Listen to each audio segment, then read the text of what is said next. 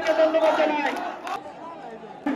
বাহিনী আগে বিগত দিনে দেখা গিয়েছে প্রত্যেকটা থানা এই দেশটাকে বাপের সম্পত্তি মনে করতেন।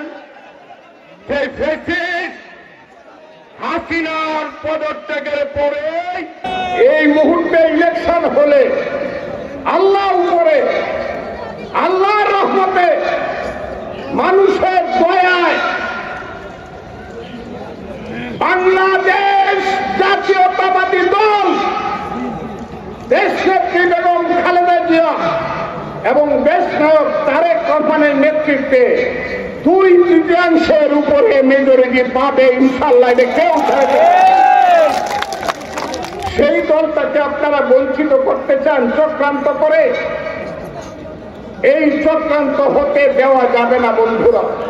যত চক্রান্ত হচ্ছে সেই চক্রান্তের দরজান থেকে দেশকে মুক্ত করার জন্য দেশনেত্রী বেগম খালেদা জিয়া দেশ নায়ক তারেক রহমানের নেতৃত্বে আমাদের সংগ্রাম চলবে।